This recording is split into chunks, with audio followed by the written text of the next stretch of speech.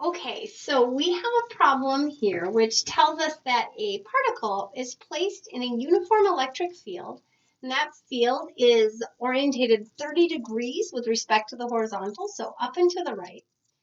The particle has a charge of 44 microcoulombs and a mass of 3.7 grams, or 0.0037 kilograms. It's attached to a string and is in static equilibrium when that string is perfectly horizontal. So the question asks, what is the magnitude of the electric field and what is the tension in the string? So two parts to this question. Part A is what is the magnitude of the electric field, and part B is what is the tension in the string.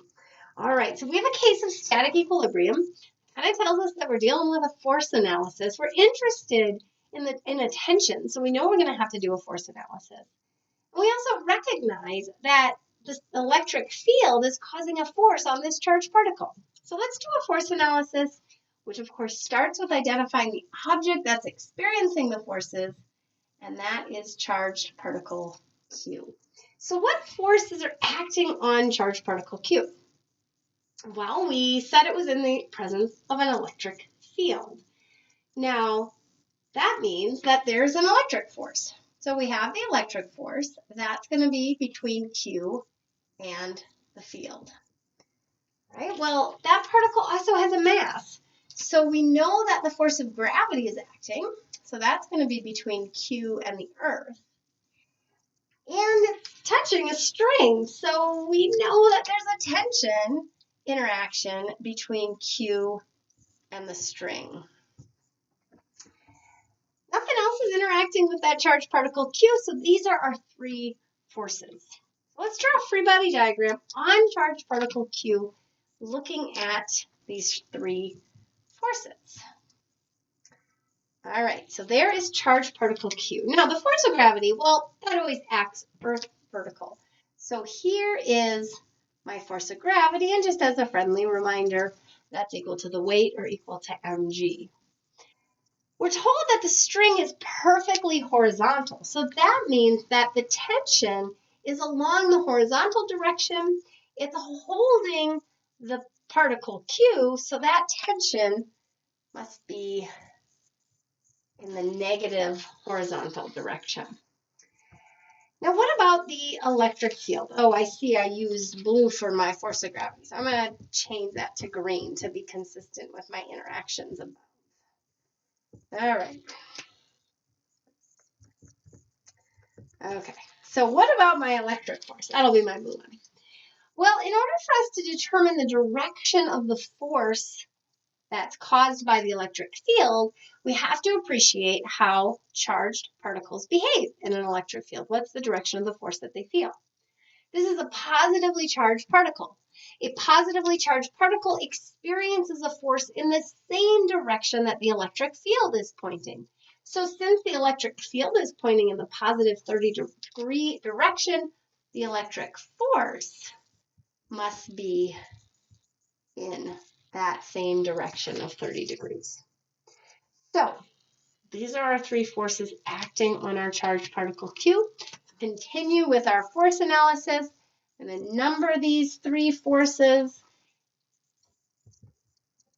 And we're going to look at both the horizontal component and the vertical component of those forces. So force number one, no horizontal component, it's pointing straight down. Force of gravity, so minus mg. Force number two, well, that's pointing up and to the right, so it must have a horizontal component. So there is a horizontal component to that electric field, which is to the right, so positive, and a vertical component of that electric field, which is up and to the right, also positive. And then we have the tension. Well, the tension is purely horizontal and it's in the negative direction, and there's no vertical component. All right, so now we can apply Newton's second law. We want to remember that the sum of the forces horizontal are equal to the mass times the horizontal acceleration, and the sum of the forces vertical are equal to the mass times the vertical acceleration.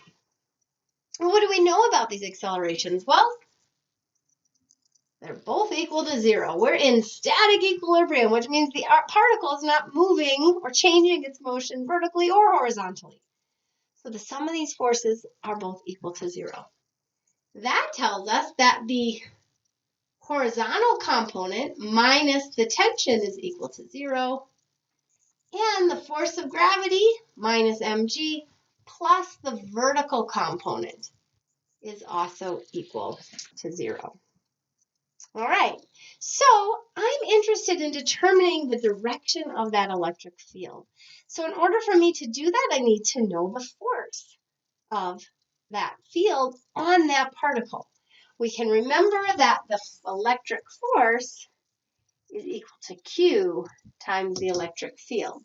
So if I want the electric field, I need to know the electric force divided by Q is going to give me that field. So I can solve for my electric force.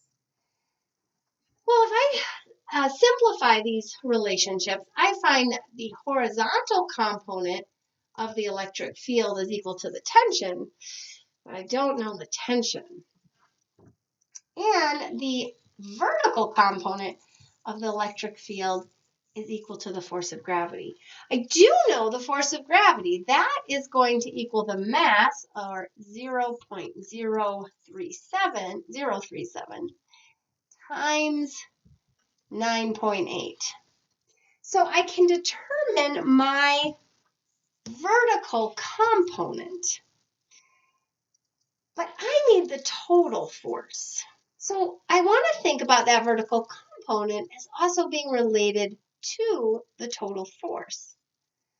Well, the vertical component of this electric force is going to equal the electric force times the sine of the angle. So my force electric times the sine of the angle is equal to the force of gravity times 9.8. And when I solve for the force of the electric field, I get the electric field being 0.073 newtons. That's the force, the force is 0.073 newtons. And then I have to solve for the charge. So the force, the electric field, is equal to the electric force divided by the charge. I know my charge is 44 microcoulombs, so I have 0.073 divided by 44 times 10 to the minus 6.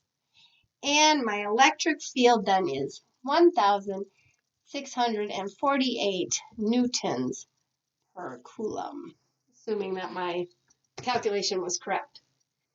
So, a couple of things to get part A. Recognizing that we're experiencing a force, a net force. Breaking that net force into its horizontal and vertical components by looking at how those forces are interacting to produce that net force. Recognizing that we're in static equilibrium, so that's 0.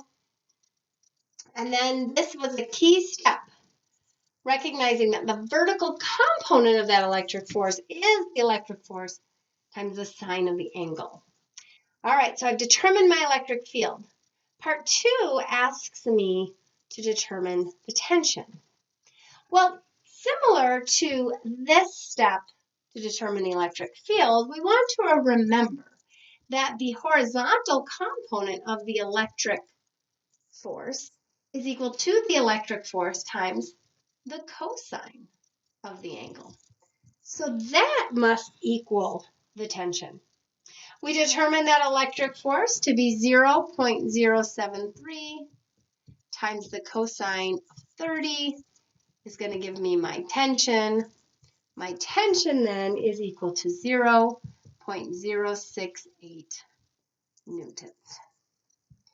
So we can determine both the tension and the magnitude of that electric field, recognizing the key features of this force analysis and keeping in mind that we found the direction of that electric force based on our recognition that I have a positive charge and it must feel a force in the same direction as that field. All right, good job.